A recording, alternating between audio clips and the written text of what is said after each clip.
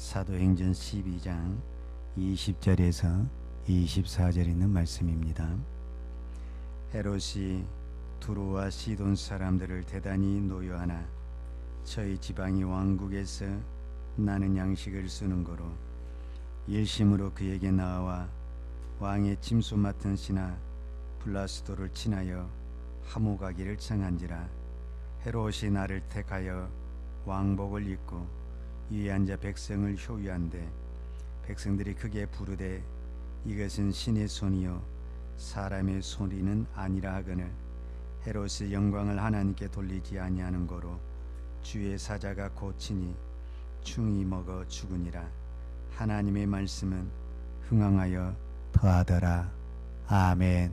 오늘 또 하나님께서 저와 여러분에게 크신 은혜를 주실 줄로 믿습니다. 사도행전 12장에 세 명의 중요한 인물이 나옵니다. 첫 번째가 야고보, 그 다음에 베드로, 헤롯, 이 세 사람이 나옵니다. 저는 이 세 사람 중에 오늘은 이제 헤롯에 대한 이야기를 해야 되는데, 헤롯에 대한 이야기를 하기 전에 베드로에 대한 이야기를 잠깐 하고 넘어가도록 하겠습니다. 자, 헤롯은 야고보를 죽였습니다. 그런데 유대인들이 너무 기뻐해서 유대인들의 비유를 맞추고 싶어서 베드로가 죄가 있냐 없냐 이거는 상관이 없어요. 누가 기뻐하느냐야 여기에 초점을 맞춰서 베드로를 잡아다가 감옥에 넣습니다. 그런데 베드로는 너무너무 잠을 잘 잡니다. 저는 이것이 너무 부럽습니다. 여러분 어제 저녁에 잠을 푹 주무셨습니까? 어째 얼굴을 보니까 잠을 설쳤는지 아직도 비몽사몽인지 아직도 잠에서 안 깨어났는지 여러분들이 지금 어떤 그 집안에서 살더라도 베드로가 잠자는 것보다는 훨씬 좋은 것입니다.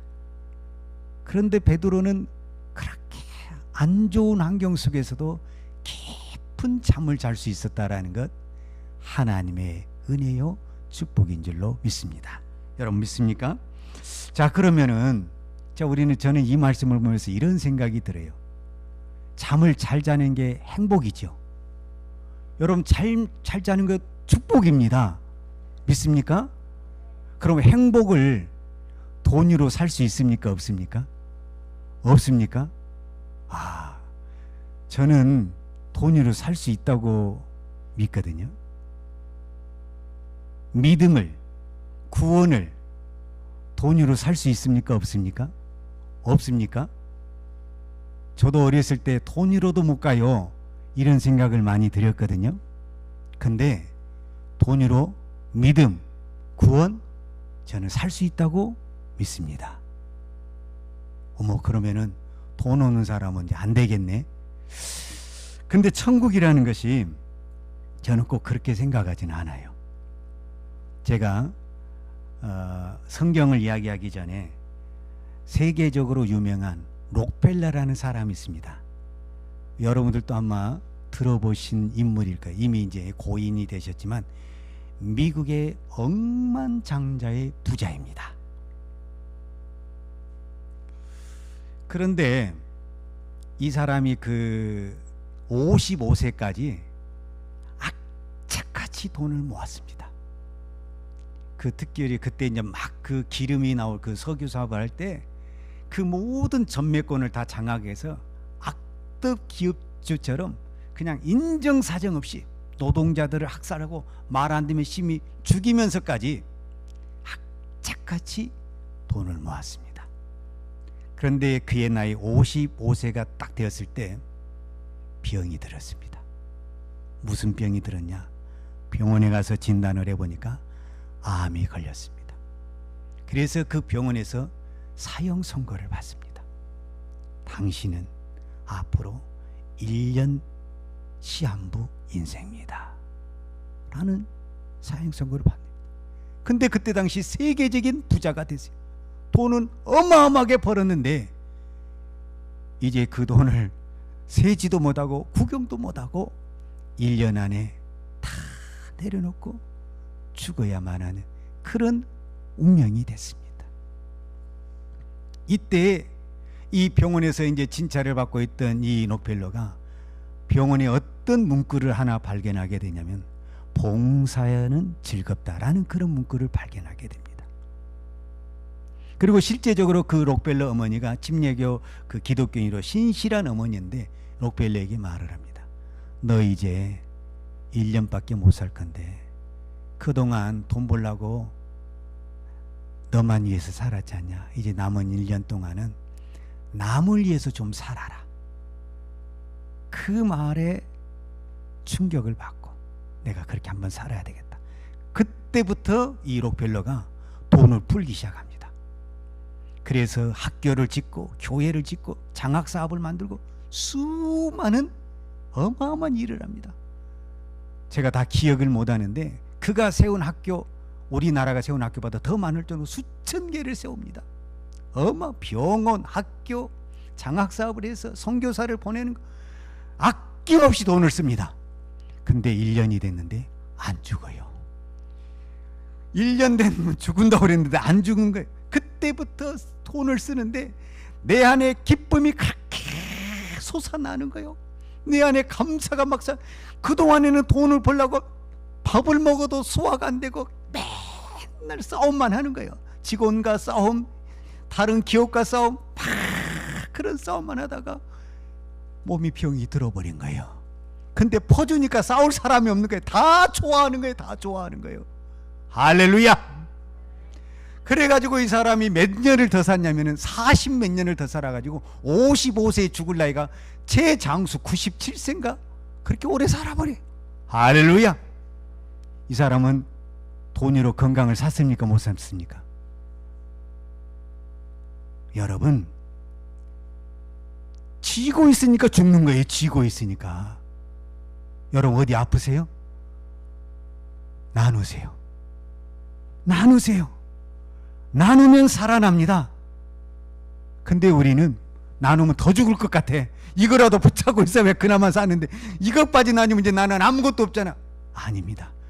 나눌 때 하나님이 주신 놀라운 기쁨과 감사가 내 안에 있는 모든 병을 치료하십니다. 할렐루야. 여러분 마태복음 19장에 보면은요, 어떤 부자가 예수님에게 찾아왔어요. 예수님에게 찾아와서 뭐라고 말했냐면, 예수님, 내가 어떻게 하면 영생을 얻을 수 있습니까? 즉 어떻게 하면 내가 구원을 얻을 수 있습니까? 내가 어떻게 하면 믿음 생활 잘 할 수 있습니까? 이렇게 질문을 하는 거예요. 그러면 여러분 어떻게 대답을 해야 되겠습니까? 예배를 잘 드려라, 기도를 많이 해라, 찬송을 많이 해라. 주님이 이렇게 말하지 않는 거예요. 뭐라고 말하는지 아십니까? 너의 재산을 팔아다가 가난한 자들에게 나눠주라. 그러면 하늘에 뭐라고 그러냐면 하늘의 열매가, 하늘의 보화가 너에게 있을 것이다. 근데 그 부자 청년이 예수님의 말씀에 순종을 했습니까? 아니면은 순종을 안 했습니까? 그 청년이나 나나 뭐 똑같지 뭐. 여러분, 돈으로 살 수 있어요. 그러면 그렇게 돈이 많은 사람만 사느냐? 성경은 그렇게 표현하지 않아요. 어떻게 표현하냐면 누가복음에 보면은요, 이런 얘기가 있어요. 어느 날 예수님이 회당에 갔는데 그때 회당에서 예배를, 우리 같이 이렇게 제사를 드리는데 이제 헌금 시간이 됐어요. 그래서 많은 사람들이 막 부자들이 막 이렇게 많은 돈을 헌금을 하는 거예요. 그런데 어떤 과부가 2렙돈의 헌금을 내요. 2렙돈은 오늘 우리로 말하자면 1,000원짜리 2장밖에 안 되는 아주 작은 돈이에요. 그런데 예수님이 뭐라고 말을 하냐면은 오늘 이 자리에서 가장 헌금을 많이 한 사람이 이 2렙돈은 값을 하는 거예요. 그러니까 천국이라는 것은 돈이 많아야 소유한 것도 아니고 돈이 없어서 소유하지 못한 것이 아니라 내 마음을, 내가 가지고 있는 전부를 드리잖아요. 날마다 기적이 일어납니다. 여러분, 기적이 일어나고 싶습니까? 여러분의 재산을 하나님 앞에 드리고 봉사를 써보세요. 그러면 내가 하나님 없이는 못 살기 때문에 날마다 하나님을 찾습니다. 왜 광야에서 날마다 만나가 내린 줄 아닙니까? 먹을 것이 없으니까. 그런데 우리는 왜 하나님을 안 찾냐? 내일 먹을 것이 아니라 나는 10년 먹을 것도 이미 저장한 사람입니다. 그러니 어떻게 하나님을 찾겠습니까? 그러니 내가 어떻게 하나님 앞에 더 가까이 나아가겠습니까? 여러분, 여러분의 물질로 믿음을 사세요. 여러분, 교회를 누가 제일 사랑한 줄 아십니까? 꼭 그건 정답은 아니지만 대체적으로 많이 심는 사람이 많이 사랑하게 되어 있습니다. 그럼에도 불구하고 우리는 항상 부족하다고 생각을 합니다. 그렇지 않습니다. 하나님은 오늘도 우리의 마음을 보십니다. 마음을. 그리고 하나님의 초점이 어디에 있는가를 보아야 됩니다. 저는 오늘 12장 전체를 보면서 이상한 부분이 나타났어요. 그 이상한 부분이 뭐냐면은 이 헤롯이 누구를 죽였냐면은 예수님의 사도, 어떤 부분에는 예수님에게 하나님의 충성스러운 제자 야고보를 죽이고 베드로를 감옥에 가뒀습니다. 어떤 부분에서는 이게 하나님 앞에 큰 죄입니까? 안 죄입니까? 여러분 생각에 우리가 하나님을 떠나서 인간적으로도 죄가 없는데 사람을 죽였다, 이건 살인죄에 해당되는 아주 큰 죄죠. 그런데 주님은 그런 죄를 저지른 이 헤롯에 대해서 아무런 조치를 취하지를 않아요. 이상하지 않아요? 우리가 생각했을 때 그 의로운 사도를 죽인 이 살인죄 같은 이 악마 같은 이 헤롯을 당장에 하나님이 어떤 벌을 준다든지 어떤 처벌을 내려야 되는데 아무런 처벌을 내리질 않아요. 뭐가 좀 이상하지 않아요? 그런데 오늘 우리가 읽었던 본문에 보게 되면은 헤롯이 그 백성들 앞에 섰는데 백성들이 막 헤롯을 우리말로 하자면 아부라는 소리를 하는 게, 아부하는 소리를, 이거는 사람의 소리가 아니라 신의 소리라고 하면서 신처럼 이 헤롯을 떠받들려고 하는 거예요. 그때 헤롯이 뭐라고 말을 해야 되는 거죠? 나는 신이 아니다, 나는 인간이다, 이렇게 말을 해야 되는 거잖아요, 사실은. 그런데 백성들이 요구하는 것, 말하는 것처럼 자기가 신이 된 것처럼 백성들이 모든 것을 다 받아들이는 거예요. 근데 그때 죽어버리는 거예요. 여러분, 영광 좀 가르쳤다고 이것이 무슨 사람 죽을 일입니까? 이거 우리가 봤을 때 그 영광 좀 가르쳤다고 이게 사람 죽을 일이냐고. 진짜 죽일 일은 사람 죽인 것이 진짜 큰 일이지. 그런데 하나님의 기준은 그게 아니라니까. 하나님의 마음은 그게 아니라니까. 우리가 생각하는 큰 죄와 하나님의 생각하는 큰 죄가 다르게 나타나는 것을 오늘 성경에서 보여주고 있는 거죠. 그러니까 우리가 평생을 하나님을 섬긴다고 하지만 하나님이 무엇을 좋아하시고 하나님이 무엇에 눈독을 들이시고 있는가를 모르는 거예요. 그러니까 나는 열심히 신앙생활을 하고 있는데 그 신앙생활이라는 것이 하나님의 마음하고는, 하나님의 관심하고는 별로 상관이 없는 거예요. 내가 원하는 대로 하는 거예요. 내가 하고 싶은 대로 하는 거예요.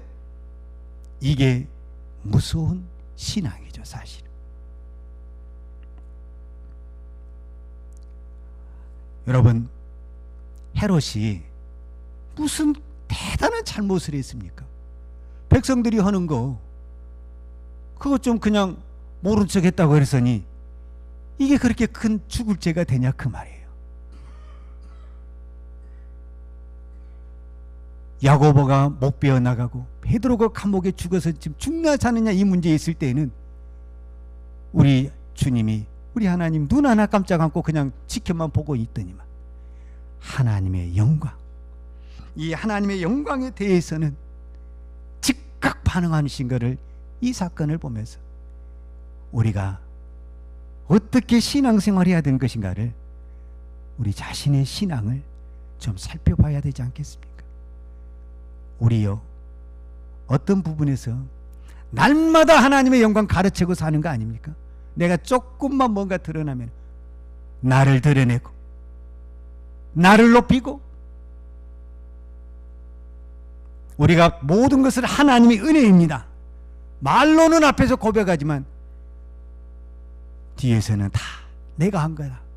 나를 드러내는 우리의 이 신앙, 얼마나 하나님이 마음 아파하신가를 우리는 우리의 신앙을 한번 살펴보아야 합니다. 저는 오늘 이 말씀을 통해서 하고 싶은 얘기는 사실은 헤롯의 정반대적인 이야기인데, 오늘 우리가 헤롯에 대한 문제가 나왔으니까 헤롯에 대해서 문제를 한번 살펴보도록 하겠습니다. 이 신약성경과 사도행전에 보면 헤롯 왕이 4명이 나와요. 4명이 다 헤롯 왕가의 그 집안이기 때문에 그냥 이름을 다 헤롯이라고, 헤롯 왕이라고 이렇게 기록은 하지만 사실 인물들은 다 달라요. 우리가 일반적으로 마태복음 2장에 헤롯 왕이 나와요. 왜 헤롯 왕이 그때가 중요하냐면, 마태복음 2장에 무슨 사건이 나타나게 되냐면, 이때 이 헤롯 왕 때에 누가 태어나게 되냐면 예수님이 태어납니다. 그래서 우리는 그 헤롯 왕을 헤롯 왕의 대선조이기 때문에 대왕 헤롯이라고 합니다. 대왕 헤롯. 그런데 이 대왕 헤롯이 유대인의 왕이 되었는데, 동방의 박사들이 이 헤롯 왕에 찾아와 가지고 뭐라고 말하냐면, 내가 지금 유대인의 왕인데 유대인의 왕의 나시니가 어디 계시뇨? 이렇게 질문을 하니까 헤롯 왕이 발칵 뒤집어져 버린 거야. 아니, 내가 왕인데 누구 왕이 태어났다고? 완전히 뒤집어지는 겁니다. 그래서 박사들에게 이제 속임수를 쓰죠. 그 왕을 찾거든 나한테도 좀 가르쳐 달라. 내가 가서 그 왕에게 경배를 하겠다. 이렇게 이야기를 하죠. 마태복음 2장에 있는 사건이에요. 그런데 하나님의 천사가 이 동방의 박사들에게 계시를 줘가지고 헤롯 왕에게 가지 말고 그냥 바로 본국으로 돌아가라. 이 사건을 나중에서 이제 헤롯 왕이 알게 돼가지고 화가 나가지고 그 베들레헴 주변에 있는 2살 아래에 있는 모든 산의 남자를 다 죽이는 무지막지한 일을 저지르게 됩니다.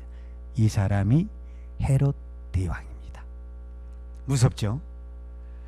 여러분, 내 자리를 지키기 위해서는 누가 죽어도 상관이 없다.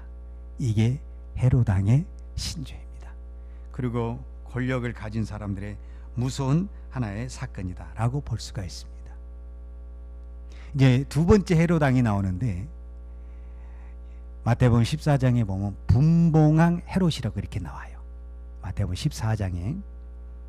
그런데 이 분봉왕 헤롯은 어떤 부분에서는 이제 헤롯 대왕의 아들인데, 이 사람이 잘못을 했어요. 근데 이때 당시 선지자가 있었는데 그 선지자가 세례 요한이었어요. 그래서 이 세례 요한이 이 분봉왕의 잘못을 자꾸 지적을 하는 거예요. 그런데 모든 사람들이 세례 요한을 선지자로 알기 때문에 함부로 처단하지 못하고 감옥에다 가둬놓게 되는 거예요. 그런데 무슨 일이 벌어지게 되냐면, 어느 날 헤롯이 자기 생일을 맞아가지고 잔치를 크게 벌리는 거예요. 잔치를 크게 벌려서 이렇게 잔치를 할 때, 그때 이제 헤로디아 그 딸이 와서 춤을 추게 되는 거예요. 그러니까 너무 그 어린 딸이 이렇게 춤을 추니까 기분이 좋고, 네 소원이 뭐냐?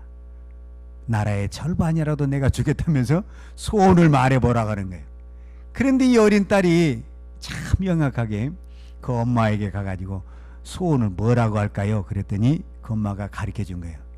세례 요한의 머리를 달라고 해라. 즉 세례 요한의 목을 베라, 그 말이거든요. 그러니까 얼마나 그 엄마도 악한지 알겠죠. 어린 자녀에게 목을 베어라는 이 소원을 주게 된 거예요. 그래서 이 헤롯 왕 분봉왕이 누구를 죽이게 되냐면은 세례 요한의 목을 뺍니다.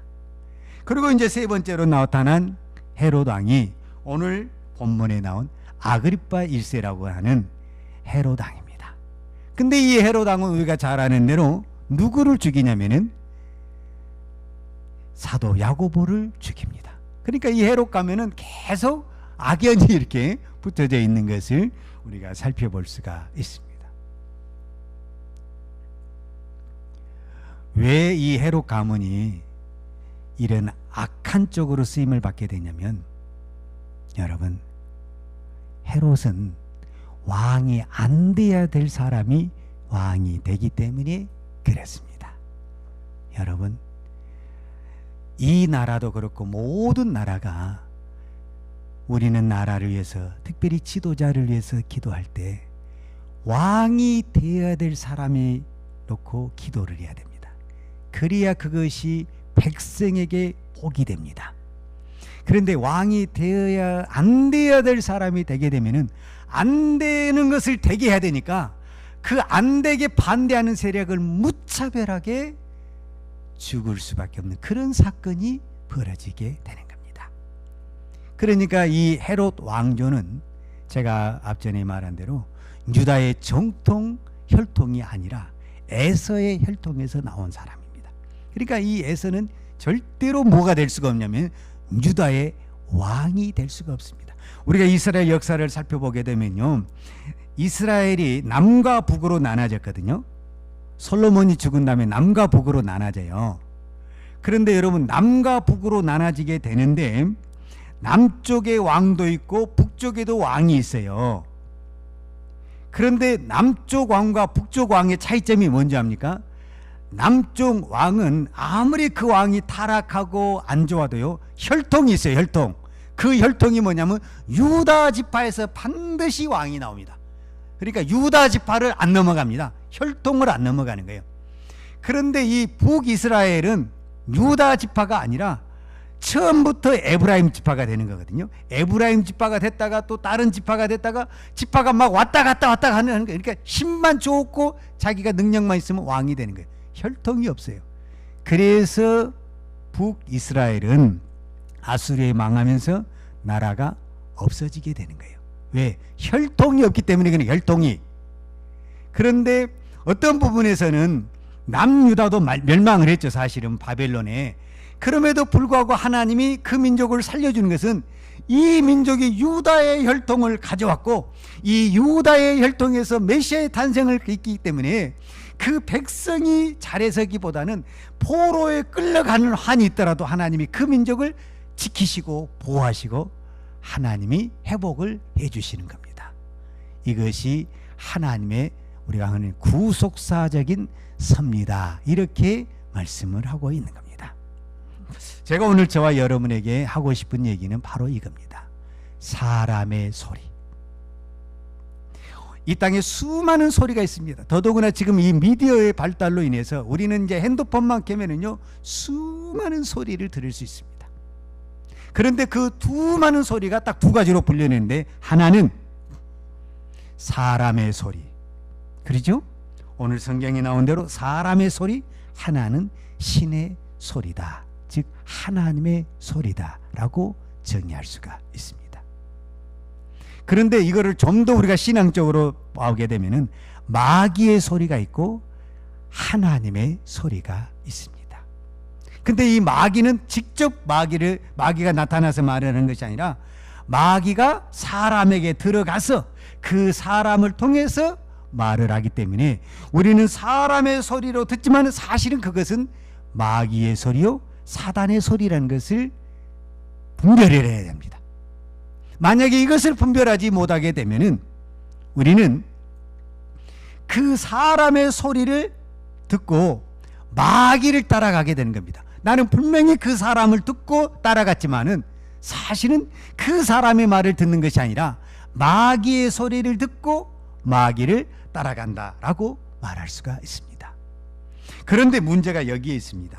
그 문제가 어디에 있냐면, 여러분, 그것이 여러 사람들에게 이 사람은 마귀 소리하는 사람, 이 사람은 하나님의 소리하는 사람, 이렇게 딱 분류가 되어 있으면 참 좋겠는데 사실은 그렇지가 않습니다.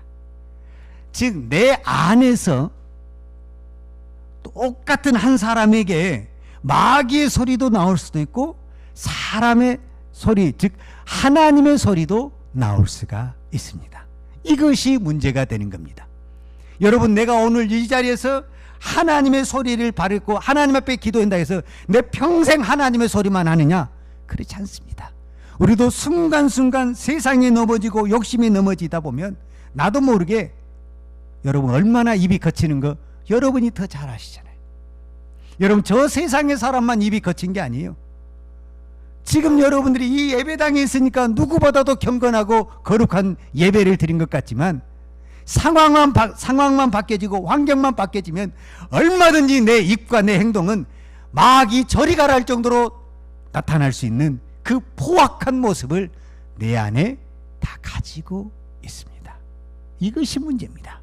그래서 야고보서 기자는 일찍이 뭐라고 말하냐면 한 입으로 찬송과 저주가 나는다, 이렇게 표현을 했습니다. 그리고 한 샘에 단물과 쓴물이 난다, 이렇게 표현을 했습니다. 여러분, 지금 우리 입이 그렇다 그 말입니다. 우리 입이 여기서는 정말 누가 봐도 하나님 앞에 거룩하게 찬송하고 기도하고 거룩한 입술인 것 같은데 내가 섬기는 직장이나 가정에 가서는 언제든지 이 말이 그 누구보다도 감당하지 못한 마귀의 말로 변화될 수 있습니다. 아니, 우리는 그렇게 많이 살아왔습니다. 사실은. 왜 그렇습니까? 왜 내 안에 이런 현상들이 나타났냐 그 말입니다. 사도 바울은 이 부분에 대해서 이렇게 고백을 했습니다. 로마서 7장 19절에서 20절에 보면은 사도 바울의 솔직한 고백입니다. 여러분, 사도 바울처럼 성령 충만하고 하나님의 말씀대로 순종해서 선교적 일을 감당하는 사람이 누가 있습니까? 그럼에도 불구하고 사도 바울이 고백하기를 뭐냐면 내 안에 두 마음이 싸우고 있다 라고 고백하고 있습니다. 로마서 7장 19절에 보면 내가 원하는 바 선은 하지 아니하고 도리어 원치 않은 바 악을 행하는도다. 만일 내가 원치 아니하는 그것을 하면 이를 행하는 자가 내가 아니오 내 속에 거하는 죄인이라. 여러분 마음에 죄가 있습니까? 없습니까? 우리는 태어날 때부터 죄를 가지고 태어난 사람입니다. 그렇기 때문에 우리는 언제든지 이 죄가 폭발할 수 있고 자랄 수 있고 무시무시한 마귀의 힘을 가질 수 있다는 것을 우리는 알아야 됩니다. 여러분, 이 죄가 어떻게 시작이 된 줄 아십니까? 창세기에 보게 되면 하나님이 우주 만물을 다 만드셨습니다. 그러죠? 우주 만물을 다 만들고 특별히 에덴의 동산에 아담과 하와에게 주면서 너희들이 모든 것을 다 먹고 다 관리해라, 다 해라. 즉 하나님이 만들어 놓은 것을 누구에게 줬냐면은 아담과 하와에게 줬습니다. 그런데 하나님이 딱 한 가지 약속을 했습니다. 동산 중앙에 있는 선악을 알게 하는 나무를 따먹지 마라. 그거를 먹는 날에는 정령 죽으리라. 이렇게 말씀을 했어요. 자, 그런데 이 하와에게 누가 찾아옵니까? 마시가 찾아옵니다. 마시가. 여러분, 마시하고 좀 친하십니까? 회개하시기 바랍니다. 마시가 찾아와가지고 저거 참 맛있는데 저거 먹으면 눈이 밝아지는데 쓸데없는 이야기를 하는 겁니다. 근데 그것이 어쩌면 그렇게 귀에 쏙쏙 들어오는 겁니다. 여러분, 왜 들어옵니까? 나도 먹고 싶거든. 이 먹고 싶어 하는 사람한테는 그 말이 너무 잘 들려오는 겁니다. 여러분, 무엇에도요 관심이 있어야 그 말이 들려오는 겁니다. 여러분, 믿음에 관심이 있습니까? 성경의 말씀이 들리게 되어 있습니다. 여러분, 물질에 관계 있습니까? 물질이 어디서 돈 번다는 소리가 어쩌면 그렇게 잘 들리는지 모릅니다.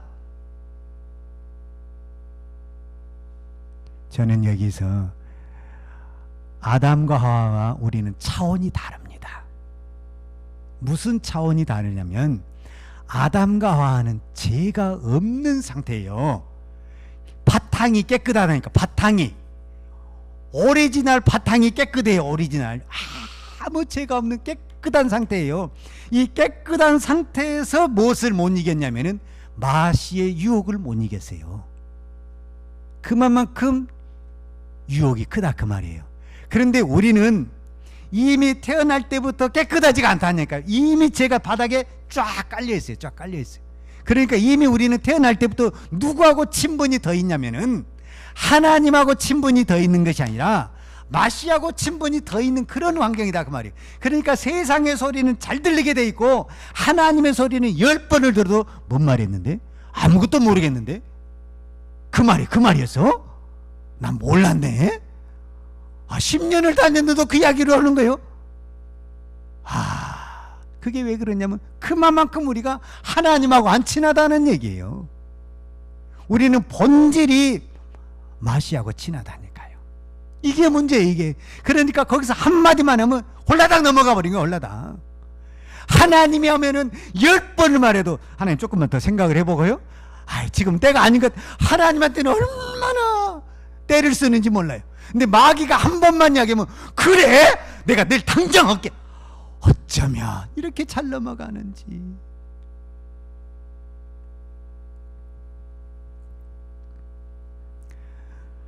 제가 오늘 여러분하고 하고 싶은 얘기는 이 헤롯 왕과 정반대되는 이야기를 하고 싶어요. 지금 여러분에게 무슨 소리가 들리고 있습니까? 헤롯처럼 많은 사람들이 나를 왕처럼 추앙하며 막 신처럼 받듭니까? 나는 여러분들이 지금 이 자리에 모인 우리 모든 성도님들이 그런 소리는 나하고 멀다고 생각을 합니다. 그런데 지금 무슨 소리를 듣고 있냐면 내 안에 내면의 소리에서 아이고 네 같은 게 집사냐, 아이고 네 같은 게 목사냐, 때려쳐라 때려쳐. 아이고 기도를 그렇게 하고 기도가 잘도 되겠다 잘도 되겠어. 예배를 그렇게 드리 아이고 반 졸고 가네. 반 졸다가 아이고 그것도 예배라고 드리가 때려쳐라. 그러려면 다음부터 예배 나오지도 마라. 그렇게 내 안에 마귀가 속삭이고 있습니다. 여러분 이런 소리를 들을 때 어떻게 이거를 내가 믿음으로 이겨내겠습니까? 정말 무서운 이야기지 않습니까? 저는 이 말씀을 보면서 이런 생각이 들어요. 마귀는 귀에만 있으면 우리에게 내면의 소리를 들려주게 합니다. 너는 자격이 없다. 너는 무능력하다. 너는 할 수 있는 것이 아무것도 없다. 네가 자랑할 것이 뭐 있냐? 네가 내세울 것이 뭐 있냐? 네가 하는 일이 뭐 있냐? 아무것도 없다. 세상 말로 밥만 축내고 있다. 그러고도 밥이 먹가냐? 밥이 넘어가냐? 이런 이 내면의 소리, 이 내면의 소리를 내가 어떻게 이겨낼 거냐 그 말이야. 어떻게? 여기에 우리가 넘어가면 안 됩니다. 여러분 헤롯이 그 칭찬의 소리에 넘어가는 것처럼 지금 우리는 가장 지금 취약 부분이 뭐냐면 이 내면의 소리에 나도 모르게 넘어가서 그래 나는 자격이 안 돼. 내 같은 게 무엇을 하겠어? 아유 나는 못해. 아주 이제 이걸 입에 달고 사는 거야. 이게 달고 사는 거야. 이미 우리는 이 부분에서 일어나야 됩니다. 세상은 교회를 향해서 더더구나 이 코로나 시대에 이 세상은 교회를 향해서 건수가 생겼습니다. 얼마나 교회를 향해서 지금 오늘 예배드리는 우리들을 향해서 비난하고 손가락질하지 모릅니다. 사랑이 많다면서 다른 사람은 병들러도 되고 너희들은 그렇게 예배드리면 되냐? 얼마나 말이 많습니까?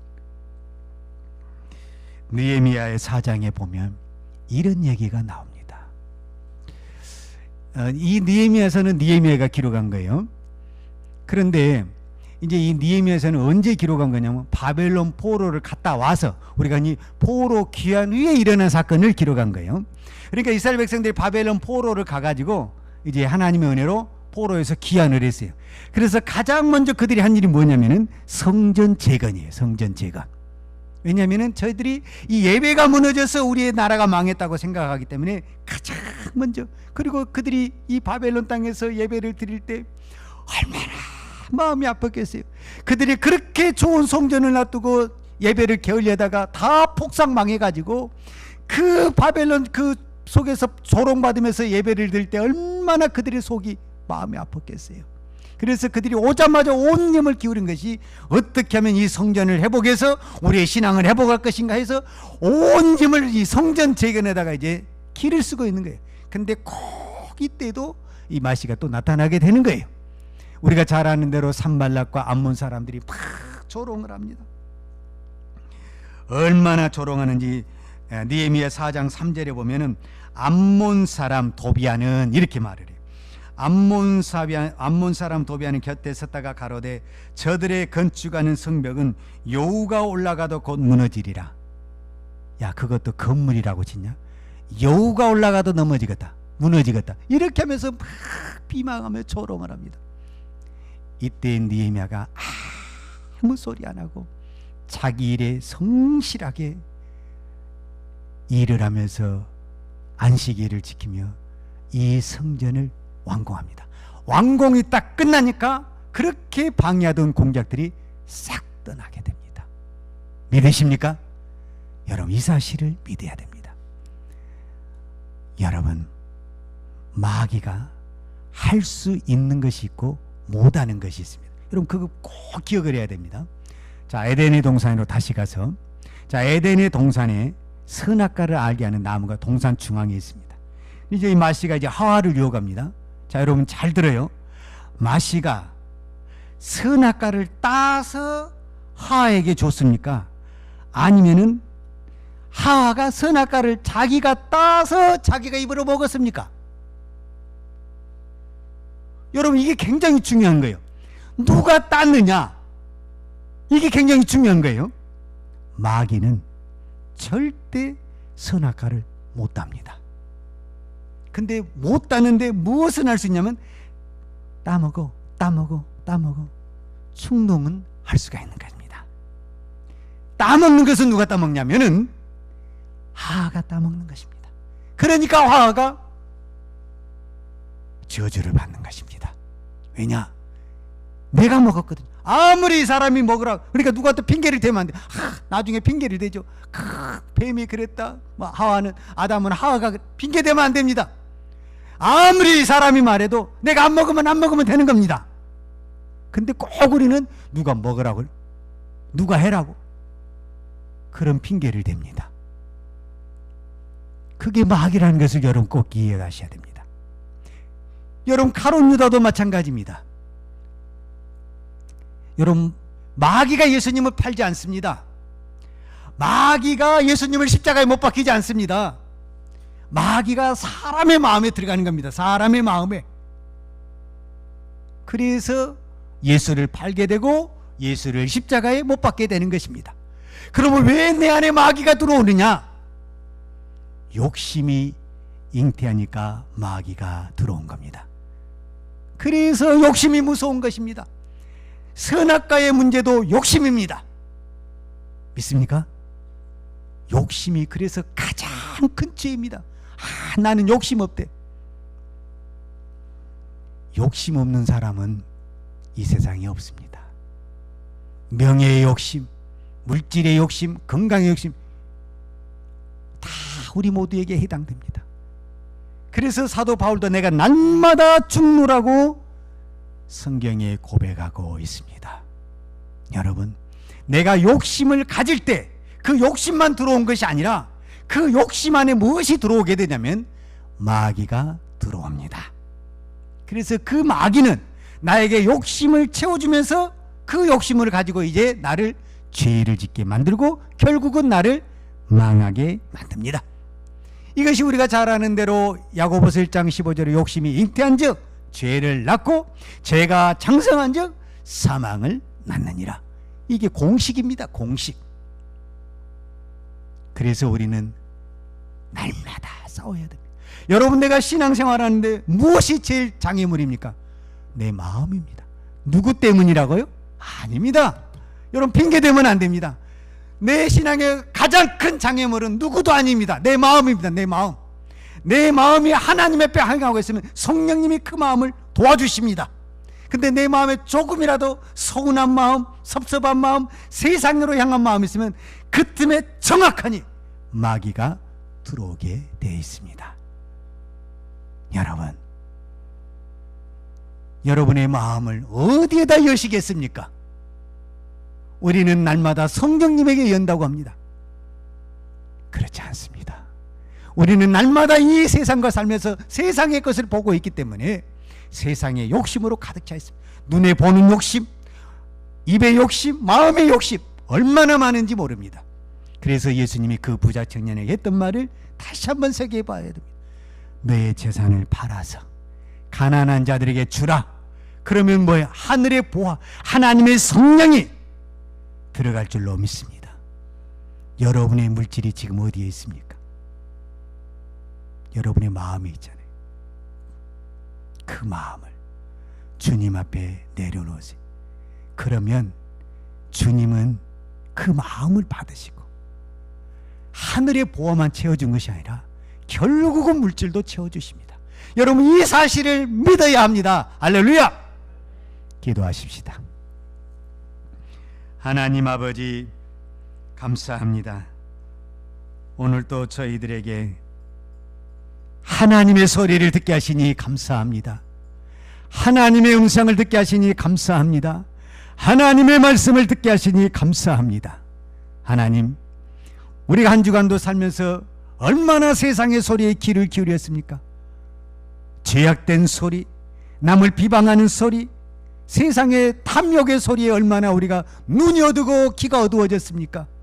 하나님, 이 시간 하늘의 성령의 보혈로 우리의 눈과 영과 모든 것을 청결케 하셔서 우리의 마음이 하나님의 말씀을 담는 거룩한 그릇 되게 하여 주옵소서.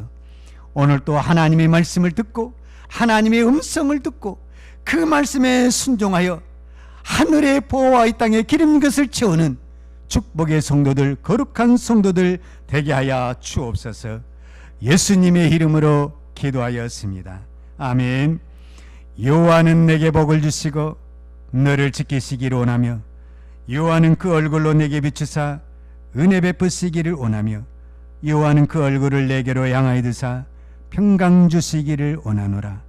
이제는 우리 주 예수 그리스도의 은혜와 아버지 하나님의 무한하신 사랑과 성령님의 풍성한 은혜가 오늘 또 오직 하나님의 음성에 귀를 기울이며 믿음으로 아멘하며 순종하기를 원하는 사랑하는 주의 백성들 머리머리 예와 특별히 나라의 민족과 한국 교회 위에 온 열방에 나가서 하나님의 복음을 증거하는 선교사님들 머리머리 예와 사랑하는 주의 자녀들 머리머리 예 이제로부터 영원토록 함께 있을지어다. 아멘.